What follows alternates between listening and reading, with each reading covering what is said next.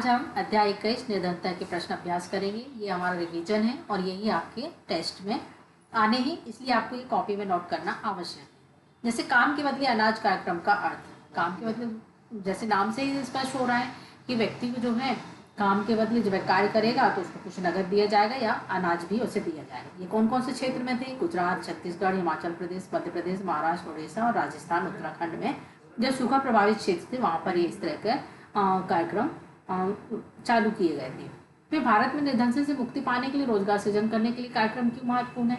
ये भी आपको पता है कि ये कार्यक्रम इसलिए महत्वपूर्ण है क्योंकि यदि बेरोजगारी और गरीबी दूर करनी है तो हमें लोगों को रोजगार प्रदान करना होगा। जब रोजगार प्रदान होगा तो स्वाभाविक है उन्हें रोजगार मिलेगा और गरीबी भी दूर होगी या निर्धनता दूर होगी।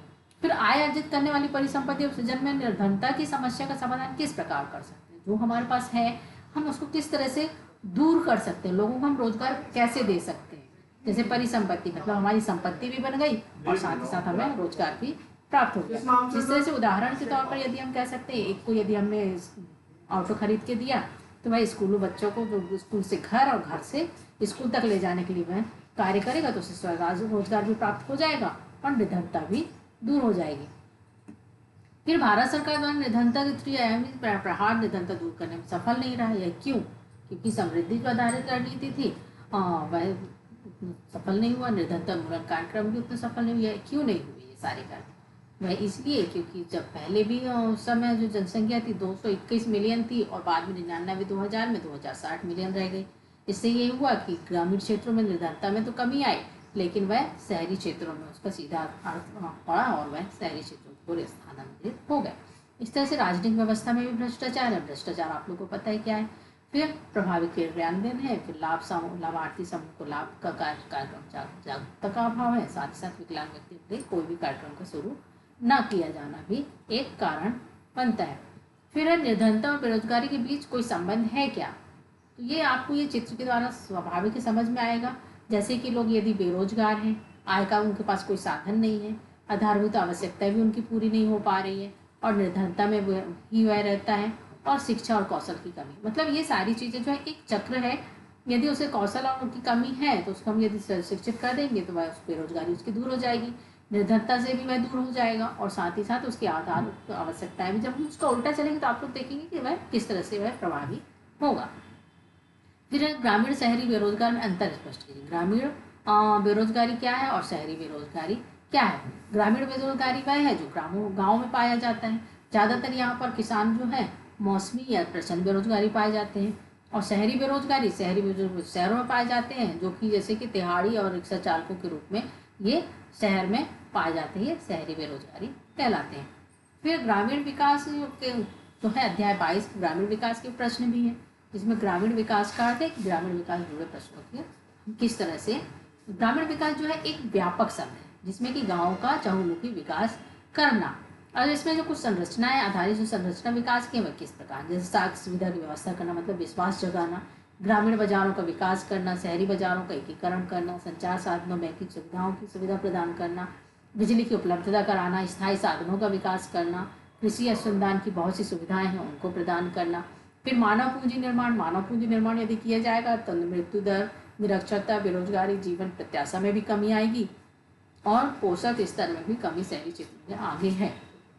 और इस तरह से ग्रामीण में मानव पूंजी निर्माण जो है वह है लेकिन वह पूरा नहीं हो पा रहा। निर्धनता के उन्मूलन वह गरीबी से किस तरह से हम उन्मूलन कर सकते हैं, उनको प्रचंड बेरोजगारी जो है उनको दूर करना होगा, उनके जिस समय का खाली है उस समय उनको दूसरे का रोजगार प्रदान करना होगा।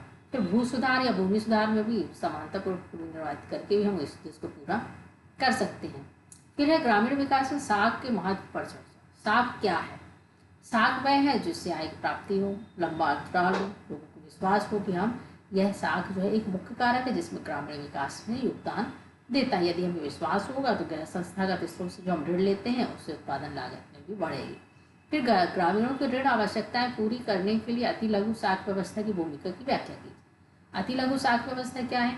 व्यक्ति जो है ग्रामीण क्षेत्रों में 5-6 व्यक्ति मिलकर स्व सहायता समूह चलाते हैं जिसमें व्यक्ति जो है कुछ पैसे इकट्ठे करके पैसे जुटाता है और जो आवश्यक है उसे ऋण प्रदान करता है। साथ ही साथ उनको बिना किसी वस्तु को गिरवी रखे उन्हें आसानी से ऋण भी प्राप्त हो जाता है। फिर आजीविका धारणी बनाने के लिए कृषि विविधीकरण क्यों आवश्यक है। अब कृषि विविधीकरण क्या है। कृषि विविधीकरण में विभिन्न प्रकार की खेती करना, जिसमें कि लोग कृषि पर निर्भर हैं, द्वारा पूर्व बनाने की आवश्यकता है, उनसे निर्भर करना है।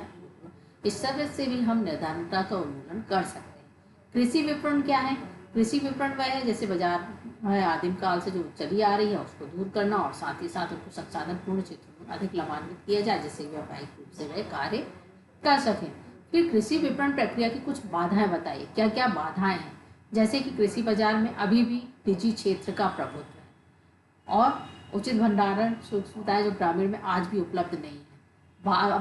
आज भी 12मासी सड़कों की कमी है। ग्रामीण क्षेत्रों में जो है बारिश में जो है सड़कें खराब हो जाती है और वहाँ पर भंडारण की सुविधाएं नहीं होने के कारण उनके जो उत्पादन की चीज़ है वह भी ना खराब हो जाती है और साथ ही साथ उन्हें उचित कीमत भी नहीं मिल पाती और कम कीमत में उन्हें बेचना पड़ता है। इस तरह से किसानों को बाजार की जानकारी की सूचना और कमी भी होती है। फिर स्वर्णिम क्रांति और हरित क्रांति बनता है। स्वर्णिम क्रांति क्या है। स्वर्णिम क्रांति वह है जिसमें कि हमें उत्पादन बढ़ाकर अधिक से अधिक उत्पादन किया जा सके। हरित क्रांति के अंतर्गत बागवानी नियोजित उत्पादन बन गया है। तो सरकार जो है विपणन सुधार के लिए अपनाए गए विभिन्न कार्यक्रम जो है वह पर्याप्त व्याख्या जिसमें कि अभी भी नहीं है। जैसे भारतीय कृषि बाजार अकुशल है, आदिम काल के हैं, न्यूनतम कीमत गेहूँ चावल के पक्ष में ही है, बाकी दूसरे उसमें है ही नहीं। और भारतीय कृषि ने संसाधन को पूर्ण रूप से अधिक लाभान्वित किया है और कुछ व्यावसायिक रूप से कार्य नहीं किया। फिर एक ग्रामीण विविधीकरण गैर कृषि रोजगार का महत्व बताइए। इसमें यह है विविधीकरण क्या है, जिसमें कि कृषि प्रसंस्करण गतिविधियाँ, चमड़ा उद्योग, हस्तशिल्प मतलब दूसरे कार्य उनको देना आवश्यक है। फिर है पशुपालन। पशुपालन से उनको रोजगार प्राप्त होगा, साथ साथ दुग्ध उत्पादन को प्रोत्साहन मिलेगा। मत्स्य पालन, किसान जो है कृषि के साथ साथ में मत्स्य पालन भी करेगा, इससे भी उन्हें रोजगार प्राप्त होगा। और उद्यान विधि के माध्यम से भी वह विभिन्न प्रकार के उद्यान के लगाकर पेड़ पौधे लगाकर बागवानी करके भी वह पैसे कमा सकता है, आजीविका का साधन है। फिर विविधीकरण के स्रोत के रूप में पशुपालन, मत्स्य पालन और बागवानी के महत्व की टिप्पणी कीजिए। जिस तरह से आपको बताया कि पशुपालन के क्या महत्व है, ये भी हमने आपको बता चुके हैं। मत्स्य पालन का महत्व जो है वह भी आपको बताया जा चुका है। उद्यान बागवानी क्या है वह भी आपको पता है। फिर जैविक कृषि क्या है। जैविक कृषि जो है वह प्राकृतिक रूप से खाद्यान्न उगाने की प्रक्रिया, जो प्राचीन समय में लोग जो है वहीं का कचरा व गोबर और ये सारी चीज़ें जो है उसका खाद बनाते थे, उसको वहीं खेत पर ही डाल देते थे। और कई बार ऐसा होता था कि पड़ती की ज़मीन छोड़ देते, जिससे जो होता था घास होता था सड़का वहीं खाद का उपयोग होता था और कीटाणुनाशक दवाइयों का भी प्रयोग नहीं करते थे। फिर धारणी विकास का। धारणी विकास में वर्तमान पीढ़ी विकास की भावी पीढ़ी है, जिसको गुणवत्ता प्रभावित नहीं करता है और साथ ही साथ संसाधनों के प्रयोग में निषेध नहीं करता, परंतु उपयोग की स्तर प्रतिबंधित करने का लक्ष्य भी रखता है, जो भविष्य पीढ़ी के लिए बची रहे। मतलब जो भी चीज़ है हम उसको जैसे रासायनिक उर्वरक, विषजन, कीटनाशक का प्रयोग हमको नहीं करना चाहिए, क्योंकि इसे भूमिचरण में भी योगदान नहीं करेगी। लेकिन कृषि अनाजों के संकर बीजी, रासायनिक उर्वरक, कीटनाशक स्थानीय स्तर पर हम जैविक आदान विकल्पों को प्रतिस्थापित करेंगे।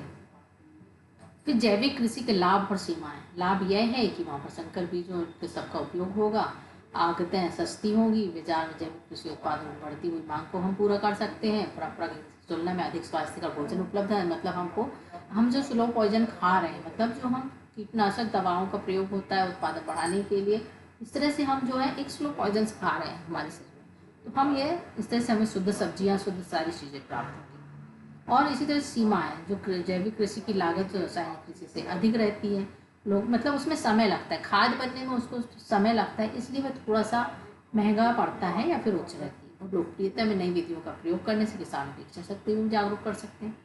फिर इसी तरह से कृषि नीति भी अपनाई जा सकती है। रासायनिक कृषि को उत्पादक से कम होता है। जैसे रासायनिक यूज करते हैं तो दिन पर दिन हम एक बार यदि एक बोरी यूरिया डालें तो दूसरी बार हमको 2 बोरी यूरिया डालनी होगी। इस तरह से हम उसकी उर्वरता भी खत्म होती है और जैविक रूप से उत्पादित खाद्य पदार्थ महंगे होते हैं। और भारत जैसे गरीब देश में